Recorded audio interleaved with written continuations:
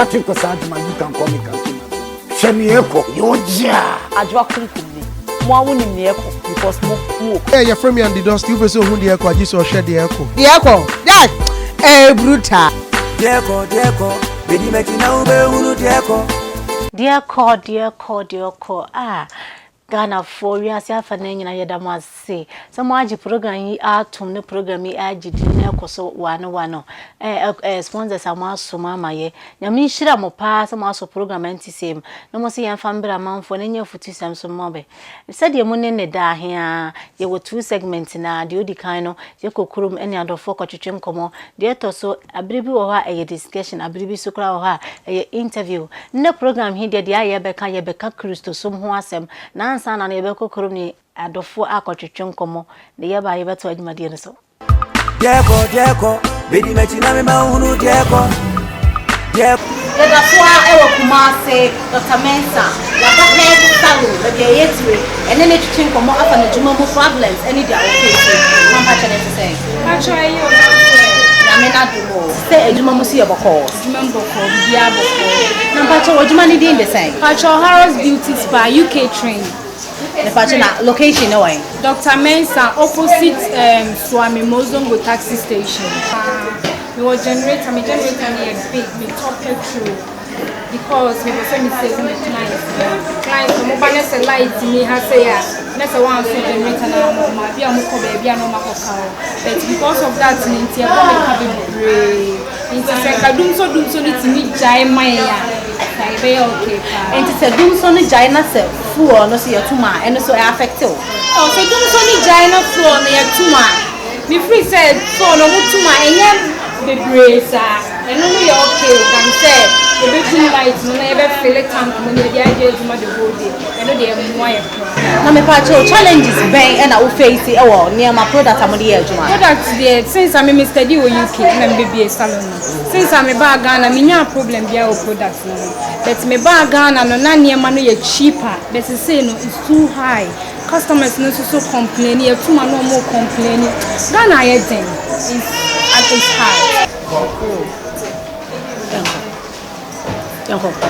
You go so e wo krom ye ne amanfo atwetwe nkomo interviews ye wo Kumasi Dr. Mensa bola ho ne ne ma atwetwe nkomo waka ono so ne challenges a offer e wo salon no e na wo gu so o share ye wo krom e wo de e koso ne dase mi twabia na mani ade mi twabi ntimani ade rof menum be mama humeka menya humeka ntima ye fine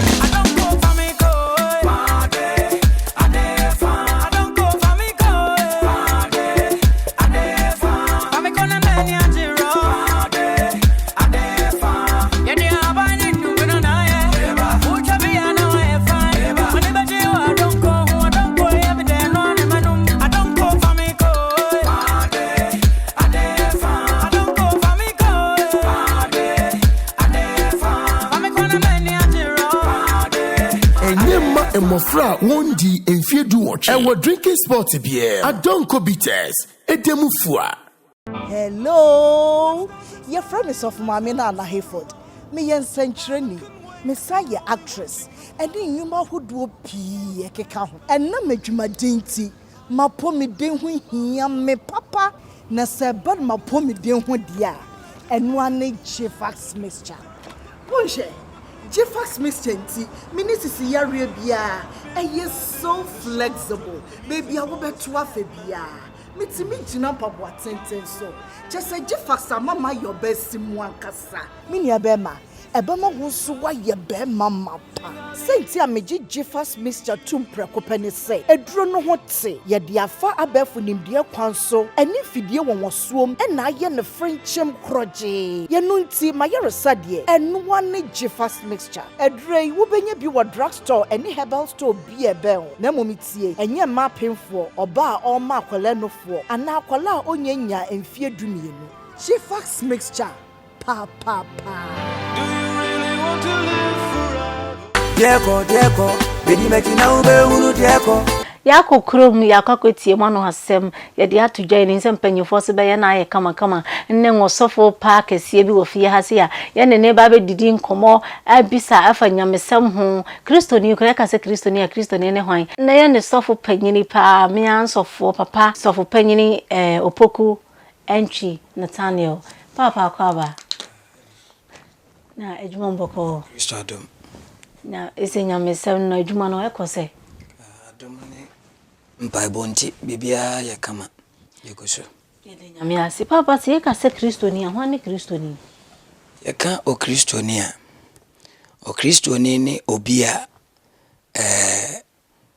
wode ne ho ama Awurade na odi Awurade emra nsem so oni Awurade nam onu nyame akwan so sanse di enti ama meka ne sa ne se ene nipa bebre bu Kristo som se okwa sori a oyo kristoni nanso ye ka Kristo som ana kristoni a obi a ode na koma ne wre ne gidie ne bibia ase nyamem na odi nyame achi ewo na kwan so onene obi a friends na papa ye wo asorokoni ena ye wo kristoni asorokoni ne no hwan asorokoni ye ka so obi asorokoni a kakra meka fa ho ene se asorokoni no eye obi a meka se obi a onam nyame kwan so ma ye hunu se oye nyame edea ba obi wo ho no ma ne wiase ne se de ye kɔ no hwe fa ne se bro no bi a wote so bro no a wote so no nipa wo nyina kwasori nipa wo nyina ya kristofo enti se nipa no so so pese bi o gain respect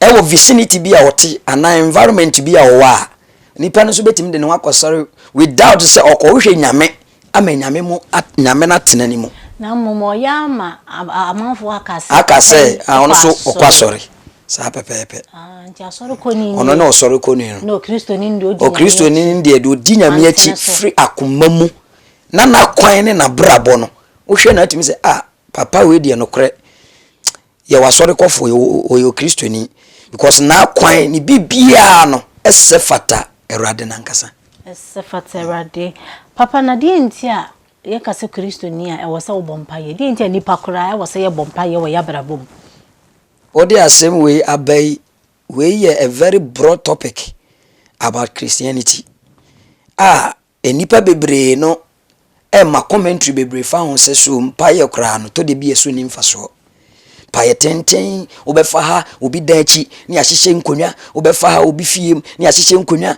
chese bro no so nso de betimi sa anadwo obi adi ho ha okobro ni a kromo a asem mo kan se ho de ye peace country ye mompa ye tietie mu se de ye bibifo no ye de ye ho mampaibo no enti asem we wakofa ba no mepese arefo a ehwe no ebefa bibi afri nsem ane ye bedi hu nkomo ifa empaibo ehono no na ye ka mpaibo a owura no a ye fri hu se agidifo enam no soma ye sum nyame no ono no ye mpaibo ni Kristo na ye di na chi no no ye mpaibo ni se no kura no ntinkoda menni kamera wansa no asori edi ka ba wiase nipa bebrebe busa se asori ben asori a ne ehun se Buddhism na omo no sabere no nyina no na ay connected to ahonhom omo de ahonhom na ye adwuma sabere omunya me na omo som no na nya Christ na ye gina di a na ye de ho ato no so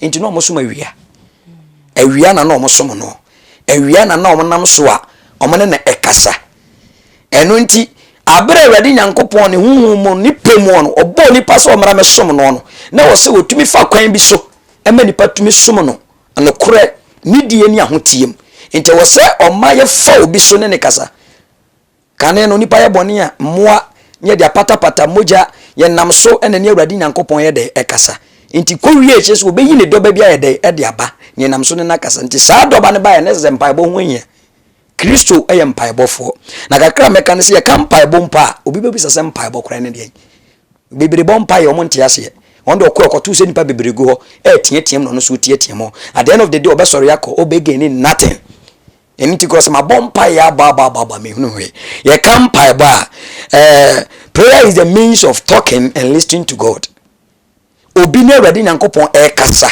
na otie awurade ene ye friend sem paibo woni awurade kasa na wo se etie ne so wo ogidi ni a woni awurade nyankopon edi kasasie wo mpaibo mu a esese wotimi tinyame ne in Mark chapter 1 verse 11 or kasem bi wo ho was and a voice came from heaven saying, this is my beloved son.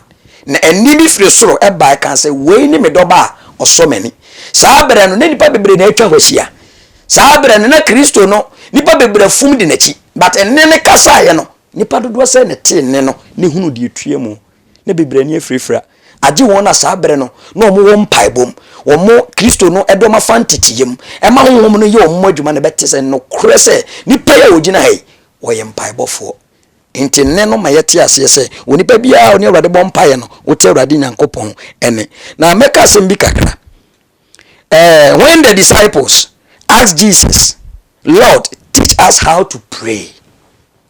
Esuafo no bisa Yesu Kristo se ye nam ye koba mpaye se papa mpaye na buru ya adwen so se kura so ye bom mpaye den kura no a mom mpaye ntia watamfo na mom mpaye nkoyese mom mpaye nkokumobi mom mpaye na eden kura na yenye entia masuafo no bisa ne se wura afi kura kire de yenye mpaye kura ye mo ne se ye bom mpaye de ne yenka de ne se ye ka wo ye mpaye bom enti ema Yesu Kristo nso ebie na no abro mu bisa no sa no was say they uttered one of the deepest and the most universal cries of human heart.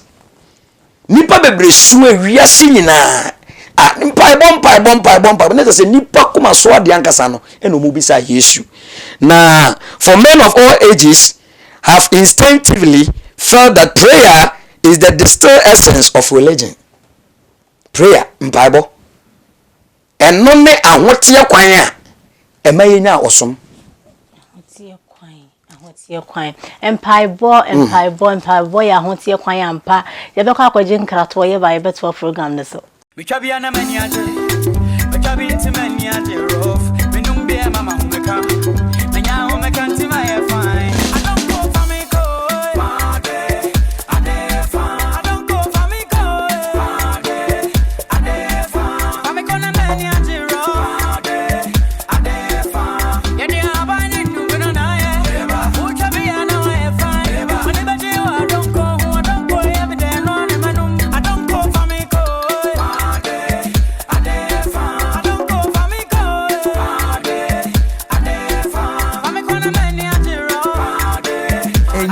Emofra wondi enfiedu watch. Ewo drinking sport beer. Adonko bitters. Edemufua. Hello. Your friend is of Mamina and Hayford. Me yen century. Messiah actress. And in yuma who do pee keka. And na me juma dainty. Ma po me den hu hia me papa. Na seba ma po me den hu dia. And one Jefax mixture. Bonjour. Jefax mixture nti minisisi yare bia eye so flexible baby I will be to afa bia mitimi gina pabo atenten so just say Jefax mama your best mu ankasa minia bema ebema wo so wa ye bema mapa senti ameji Jefax mixture tum prekopani say eduro no ho te ye de afa abefu nimde kwan so eni fidie won wosuom ena ye ne frenchem kroje ye no nti ma ye resade enu wane Jefax mixture edure wo benya bi wo drugstore eni herbal store bi ebe na momitie enye ma penfo oba a ma akwala nofo ana akwala a onyanya emfie dumienu Jefax mixture pa. Dieko, bedi mekina ube ulu dieko. Yaka kwaje nkrato aba nne ya ahudie ntia wo se nipa obompaye yegusua ene sofo etwetwe nkomo bebere na o educating o kire ye nipa se woti asase so na so nim nyame dia ene ne wabrabo no ense hwe yenkoso ani ye hwede ya yeko papa na mbisa se honhom eye adwuma ahonhom eye adwuma yes ahonhom eye adwuma pa ahonhom eye adwuma sanse okan Ephesians chapter 6 verse 13. Osinye ye ne honam ne moja na anya. Ne ani mpani ne yetumidie. Wiemu atumfo ne asase so ahombone. Ti ahohom ye adwuma. Yes. Na nipa wotimi nya honhom na wonim. Yeah. like nipa o how tinya honhom se honhom wo musu nipadua no unim se honhom ne de o ye adwuma abo asem so nipa bebre na masase su ya baifo so munim so me ya baifo bebre ya baifo but munim so me ya baifo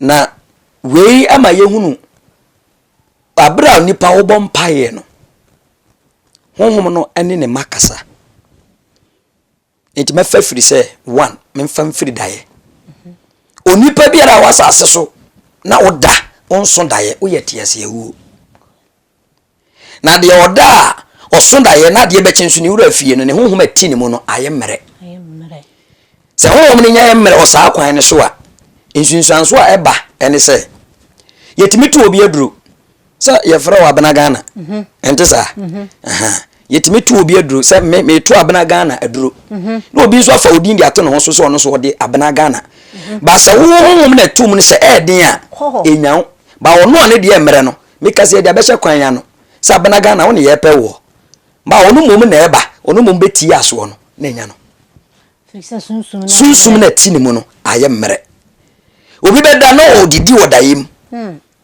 onti ahye ondo osori ye no wa enjoy onim sa duane ne wakodi wodayem ne ho ato no but eye nioma bebre abonefo ne nam so e de ma honhomfin e de ma nioma bone e woni pa barabo so enti papa se wo sudai na se eba ma e nyame a kere ana se ye me like say no ti da ye so wasun da ye na ebi wo ha din na nyame ne wo kasa ye na few hours na de na wo hu ye na si pepe na wo hu ye na ye da nyame ase da ye so mason da ya de chin ya na si ayade awrade nyankopon na ayade ato awrade nam ne ma hodu nnum so ene ni nipa kasa da ye so ne ade edikan enti mi sha se ne me se onipa oda onso da ye oye tiase ewu de oso da ye na refi no nso ono nso ohunu hu yie enti onipa oso da ye na esi pepepe no eye awrade ene wo eye de kasa da ye so ba ye ntumi nso da ye bosom ntumi nso da ye enti de wo da ye wo so da ye no eye awrade ne da na de kire o adentia me yew me town me no me mpewasem wo be so da ye bia na so nsa de ugina musie ye ade akina wo me fese ka ade asem na beka kire me enti me na me yew me ba be so sa da ye no enti da ye so eye awrade ne de ma da ye so awrade ampa da ye so eye awrade ne kasa kire ye nnu ya firi no ko so wo so da ye ma da ye so no mu hia na ya ne nyame ta fa da ye m edutu ne mafo ye be ka kwaje nkratfo ye ba ye beto adwumade ne so Micha bia na mani aje, micha bi nti mani aje rough. Minum bia mama humeka, menya humeka nti ma ye fine. I don't go for me koi, ade fine. I don't go for me koi, ade fine. Mami kona mani aje rough, ade fine. Yedi abani nubino na ye, ucha bia na wa ye fine. Mani baji I don't go every day no ne manum. I don't go for me koi.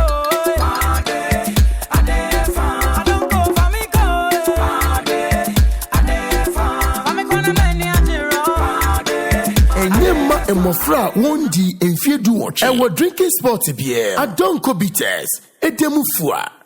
Hello. Your friend is of Mamina na Hayford. Me yen century. Me say ye actress. And then you ma who do pee keka ho. And na medwuma dinti. Ma po me den ho hia me papa. Na se bad ma po me den ho dia. Eno ane Jifax mixture. Bonje. Jifax mixture nti minisisi yare bia eye so flexible baby I will bet to afa bia mitimi gina papa tenten so just say Jifax mama your best simu ankasa minia bema ebema wo so wa ye bema mapa senti ameji Jifax mixture tum preko pene say eduro no ho te ye de afa abefu nimde kwan so eni fidie won suom na aye ne frenchem kroje ye no nti mayere sade enu wane Jifax mixture edure wo benya bi wo drugstore eni herbal store bi ebe na momitie enye ma pemfo oba a o ma akwala nofo ana akwala a onyanya emfie dumienu Jifax mixture pa. Do you really want to live forever? Dieko, bedi mekina ube uru dieko. Yaka kwa jinkrato aba sede ne papa kasa no ne kasa afada so hu wo da so mu sen no da so kora esitie onua ma da so mu hia wate papa de to me timi so nipa ya no kasam se obeye bibia ye kasa ne to me so mu anase e show mu no so to me ne timi ho ade a wo pese oye no timi kutia ya da Kristo ase onipa ano asem kura to me di kan take no answer asem wo afiri wa no ba no ewu to me dada na esanse ne ne honam ne moja na enya wasase su nti na honhom atwa ye ho ahia wade bia ye wasase su no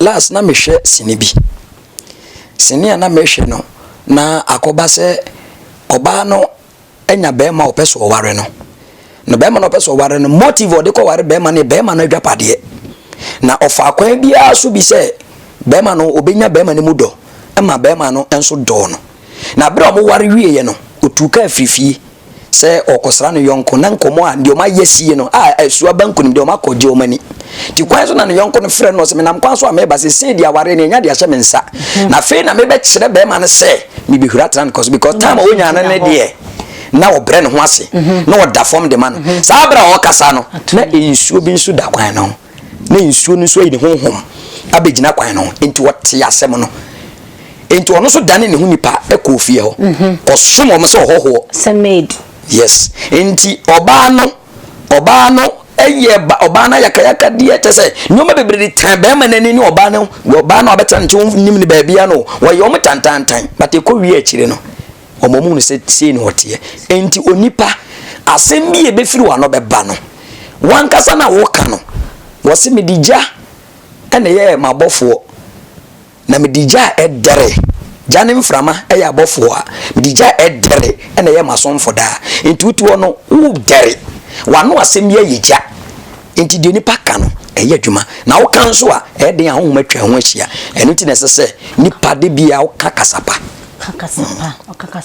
papa we di asembe no be ka kire Christopher a abesesi aye ka se be tie o ewo TV so be hwe di asa no be ka kire be afa Christo som ho anade ne wo se nipa wote wa we ye meka de atwato se onipa ana ogidini o Kristo ni ewo se utumi eye ene se me sofu poku dodo no dia o me de frame aye evangelist onipa nche okasi onipa nche pe no mo ade ato aso ne wadie mia asase so aye wei ye bedi na kakra bi na ye mbota ye de ba asase so ene se ye besome urade ye de ye ho ebe masa nyame no ye de yakwan be hye se nyame no ensa na saade ni betime awie peya age se empaibo abrabo konkono ahote ya bra ene enweta so cause bonsam no ya kan declare no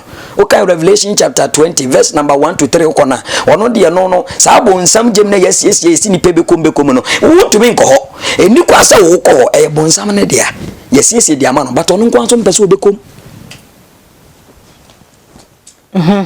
ono kwa so mpese obede obekom ana wo pem no mienu dia akoye de akoka ho enti nhwe nyoma edori wiase ne mfa ho nkoma wiase ne be wie akire no nso akona kwan mu enti fa ho ma nyame ne sum nyame yi etase ye de ho be ma nyame ne ya sum nyame yi ampa ye be kwa akwaje nkrato ye ba ye beto adwumade no so bitwa bia na mani age bitwa bi nti mani age rof menum bia mama ho meka na nya ho meka nti ma ye fine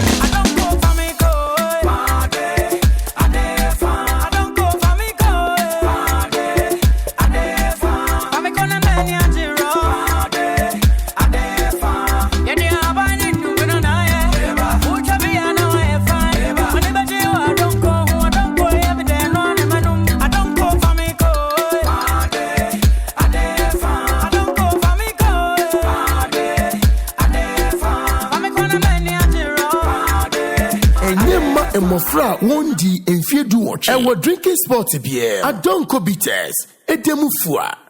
Hello. Your friend is of Mamina na Hayford. Me yen century.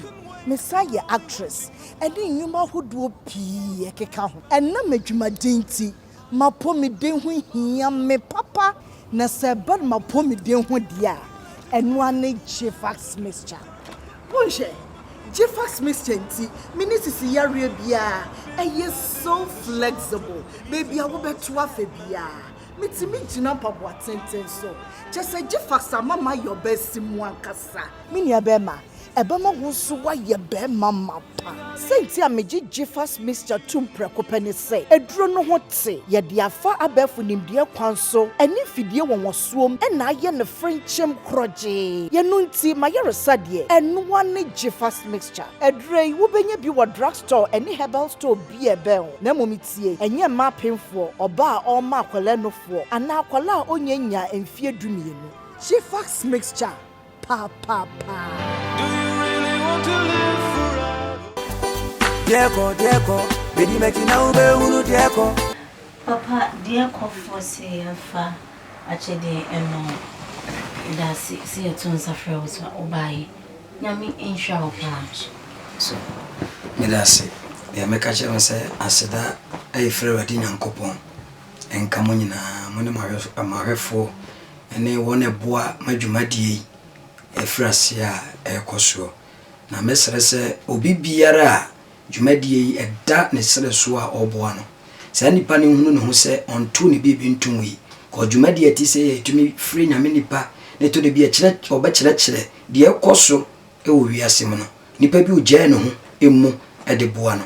Awurade nso nadom masom na me de aseda efre awurade nyankopɔn so nkyɛn ede ma mo nyina na me nhyiram adofo aha nna so yede dioko program no ebesi menim se wanya adusua bebre afri papa nkomotwetwe no kosowa na hwɛ dioko se ye ka dioko ano waje so ene yedi ekire ade ye ne yedi ekire ampa nne di o hye matade e shelis ubehun e wa ahojo opposite old manjara na bet my friend 0247 50 80 80 medam crew asimido bibiase ye da sponsors amaso ya cinema program e kososo ye da masi bebre nyame enhyiram na kan ho se ma won paibo ayi woduane medase Dieko, bedi mechina me ma hunu dieko. Dieko, bedi mechina ube hunu dieko. Meno no matiesi krom, kukro. Abnaga na mi be fifi zemu. Me ba be tremo mama hunieko. Menemo ye ba be shi yabom. O mai mun semwana, ajuma mun semwana. Aya sitre mun semwana. Me ba be tremo dieko. Bedi mechina me ma hunu dieko. Dieko, bedi mechina ube hunu dieko.